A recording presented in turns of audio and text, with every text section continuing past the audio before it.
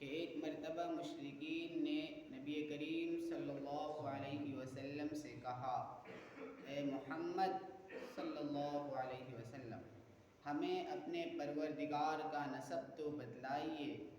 اس پر اللہ تعالیٰ نے یہ سورۃ اخلاص نازل فرمائی،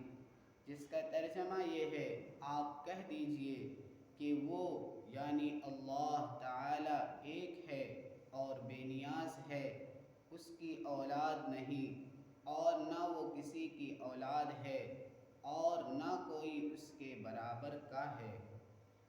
حضرت ابی بن کعب رضی اللہ عنہ روایت فرماتے ہیں کہ ایک مرتبہ مشرکین نے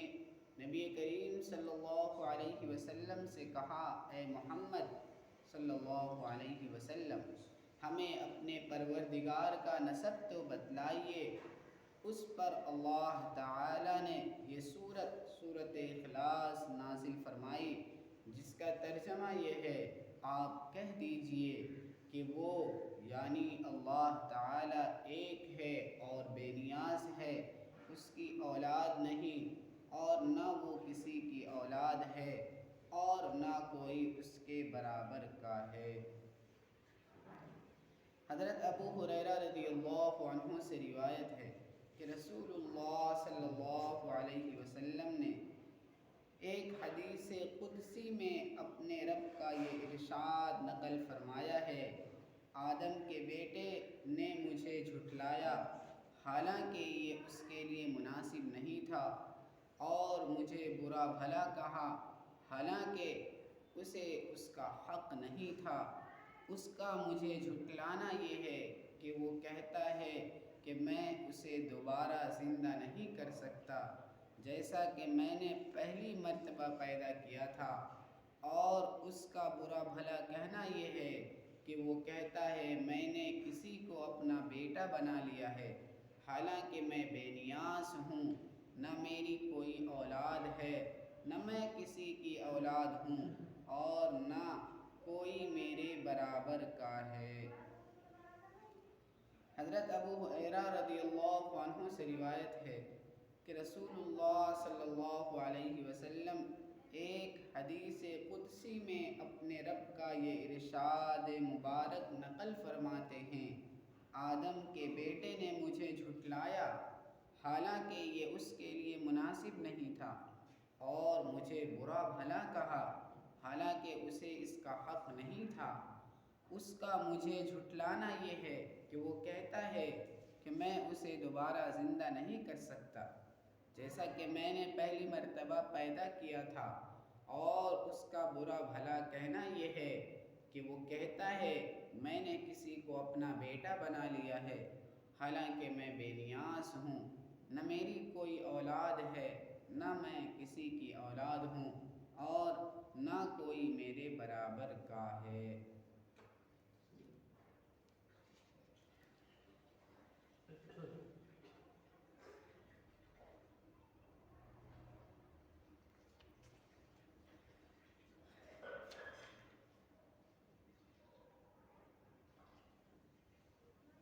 حضرت ابی بن کعب رضی اللہ عنہ روایت کرتے ہیں کہ رسول اللہ صلی اللہ علیہ وسلم نے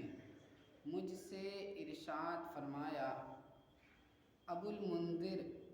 یہ ابی بن کعب رضی اللہ عنہ کی کنیت ہے، کیا تم جانتے ہو کہ کتاب اللہ کی کون سی آیت ہے؟ آیت تمہارے پاس سب سے زیادہ عظمت والی ہے۔ میں نے عرض کیا، اللہ اور ان کے رسول ہی سب سے زیادہ جانتے ہیں۔ نبی کریم صلی اللہ علیہ وسلم نے دوبارہ پوچھا، ابو المنذر، کیا تم جانتے ہو کہ تمہارے پاس کتاب اللہ کی سب سے عظیم آیت کون سی ہے؟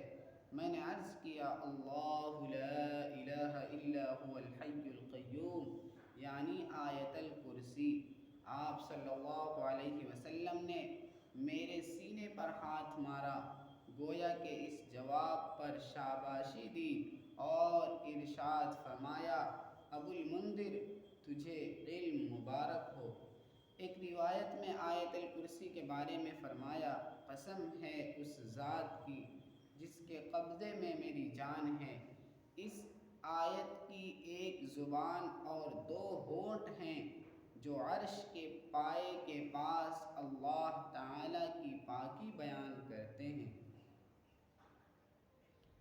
حضرت ابو ہریرہ رضی اللہ عنہ سے روایت ہے کہ رسول اللہ صلی اللہ علیہ وسلم نے ارشاد فرمایا، ہر چیز کی کوئی چوٹی ہوتی ہے جو سب سے اوپر اور بالا تر ہوتی ہے، اور قرآن کریم کی چوٹی سورہ بقرہ ہے، اور اس میں ایک آیت ایسی ہے جو قرآن شریف کی ساری آیتوں کی سردار ہے، وہ آیت الکرسی ہے۔ حضرت ابو ہریرہ رضی اللہ عنہ سے روایت ہے کہ رسول اللہ صلی اللہ علیہ وسلم نے ارشاد فرمایا، ہر چیز کی کوئی چوٹی ہوتی ہے جو سب سے اوپر اور بالا تر ہوتی ہے، اور قرآن کریم کی چوٹی سورہ بقرہ ہے، اور اس میں ایک آیت ایسی ہے جو قرآن شریف کی ساری آیتوں کی سردار ہے، وہ آیت الکرسی ہے۔ اللہ تعالیٰ